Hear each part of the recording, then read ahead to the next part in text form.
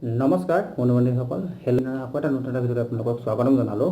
বন্ধু-বান্ধৱীসকল, আমাৰ যি আছাম ডাইৰেক্ট ৰিক্ৰুটমেণ্টৰ 12,600 পদৰ যি পৰীক্ষা হ'বলৈ গৈ আছে, সেই পৰীক্ষা সন্দৰ্ভতে আমাৰ CM ছাৰে প্ৰেছ কনফাৰেন্সত কথা এটা কৈছে। ঠিক আছে, যে মাত্ৰ 7,000হে নিযুক্তি দিয়া হ'ব, বাকী যোনখিনি শিক্ষাৰ্থী যোনখিনি পাছ নকৰিব পৰীক্ষাত তেওঁলোকৰ কাৰণে কি কৰা হ'ব, এই কথা তেওঁ প্ৰেছ কনফাৰেন্সত উল্লেখ কৰিছে।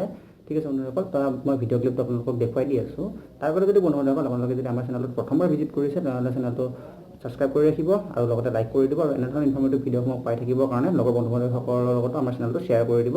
তো বন্ধু-বান্ধৱীসকল, বলক এতিয়া আমি CM ছাৰে আমাৰ ভিডিঅ' ক্লিপটোত কি কৈছে আমি এবাৰ তাতে জানি লওঁ। ঠিক আছে, স্কিলৰ কাৰণে অসমত বহুত ডাঙৰ পৰিকল্পনা হাতত লৈছোঁ। আজিও মোৰ মিটিং আছে। যেনে এই বছৰে মই এটা সৰু উদাহৰণ দিছোঁ, 11 লাখ ল'ৰা ছোৱালীয়ে তৃতীয় আৰু চতুৰ্থ বৰ্গৰ পৰীক্ষাত অৱতীৰ্ণ হৈছে।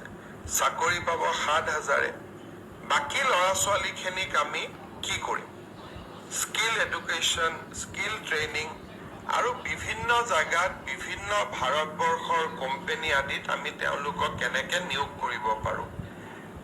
যেনেকৈ আমি নিয়োগৰ বাবে স্বচ্ছ পৰীক্ষা পাতিছোঁ, বিকল্পভাৱে চাকৰি নোপোৱা ল'ৰাখিনিৰ কাৰণেও আমি কি কৰিব পাৰোঁ তাৰো চিন্তা চৰ্চা আমি কৰি আছোঁ।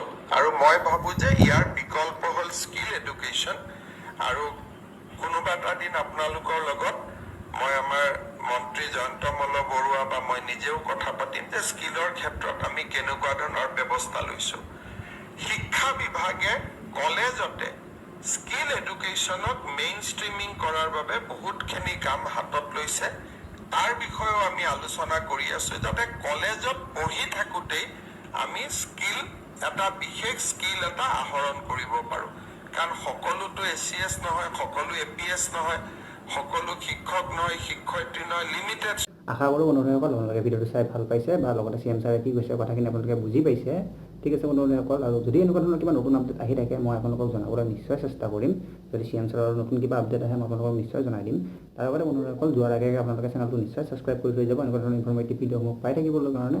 তো আজিৰ কাৰণে ইমানখিনিয়ে, ধন্যবাদ, জয় অসম।